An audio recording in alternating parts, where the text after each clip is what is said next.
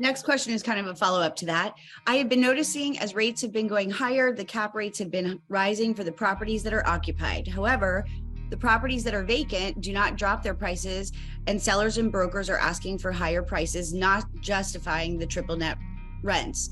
How should I combat this situation and make deals in this environment? Okay, so yes, you're right. The single tenant vacant buildings are not dropping in price.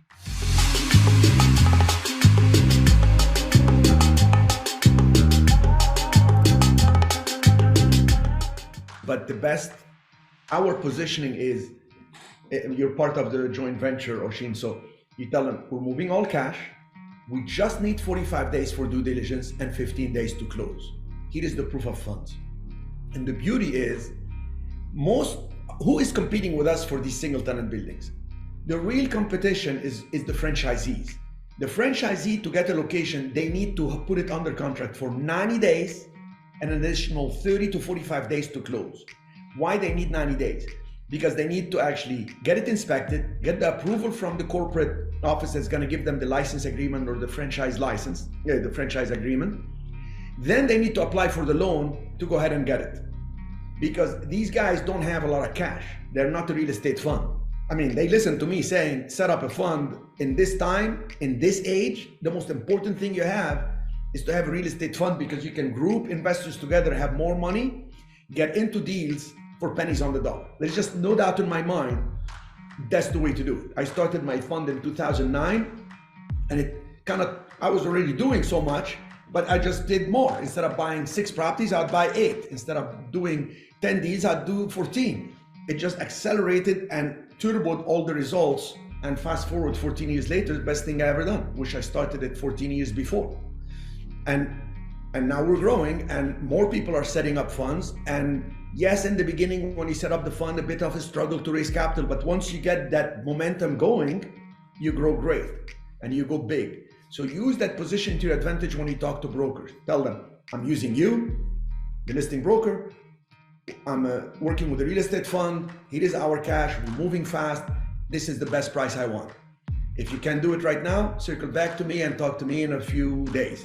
Guess what? Sooner or later, these guys, if they're not moving properties because the market is slowing down, they gotta eat. The brokers are gonna convince the sellers, hey, you better take this price because it's not gonna sell at this other price. And these people are moving fast. Cool. Number 4.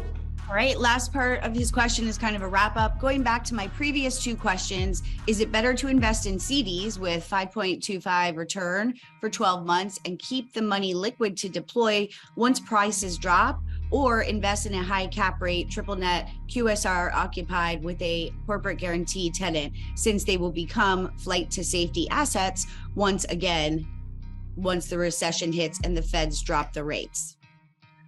Okay, so I don't suggest CDs. If you want high return as your money's parked liquid, I suggest money market. They'll pay you 3.5, 3.75. You can maybe negotiate 4 if you have $250,000 to $500,000. So because a CD, let me tell you the strategy with a CD. You can set up a CD, and then when you need the money, if you cancel it, they're gonna charge you a penalty. I had a $1 million CD that was paying a lot of money. This is a while back. And when I canceled it to make a transaction, well, first I said, I want to borrow against the CD, because you can borrow against the CD. But the banks now change rules. And at that time they would loan you sometimes 100%. But now the banks change rules, they will loan you like 80% to 90% against the CD. Because CD, they already have your money, they're loaning you and they have a spread. They're paying you, let's say 4, and they're gonna charge you 7. So they're gonna make a spread of some sort. So they said, oh, if you wanna borrow, it's gonna be this. I said, well, this is very costly. Let me just cancel the CD. I paid $23,000 cancellation fee to cancel the CD, and it was 2.5 months into it. Lesson learned, learn from my mistakes. Put the money with money market account. And if you have more than 250,000, ask them for what's called a cash sweep. Cash sweep is this consortium of banks that, when, like, I have millions with Banesco and millions with, we had with First Republic that now got taken over by Chase.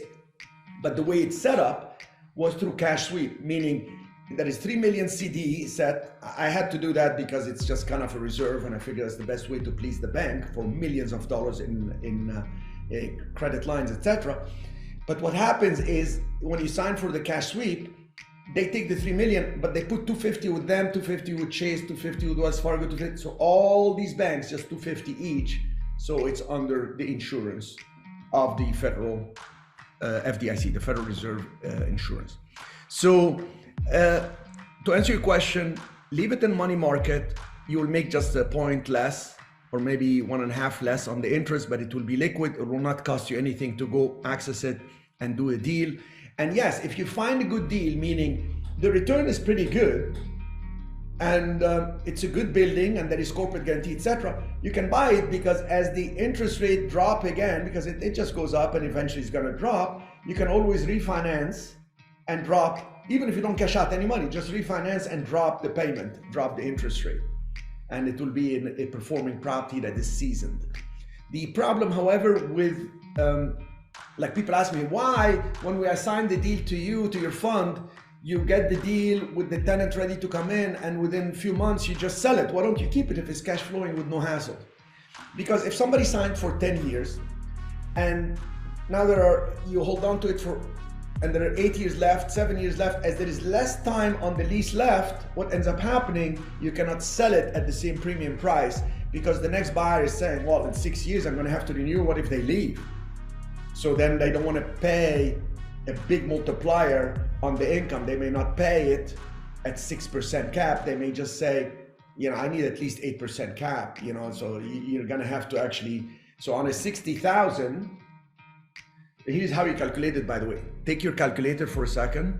Let me see here if you could, I don't see myself very well. Okay, so take your calculator. If it's 60,000, we know 60,000 is 6% on $1 million sale.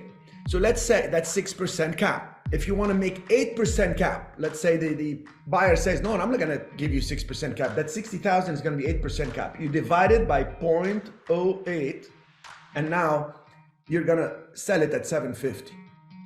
So if you're going to buy something to hold it, then refinance it later, make sure there is at least 12 years on the lease left.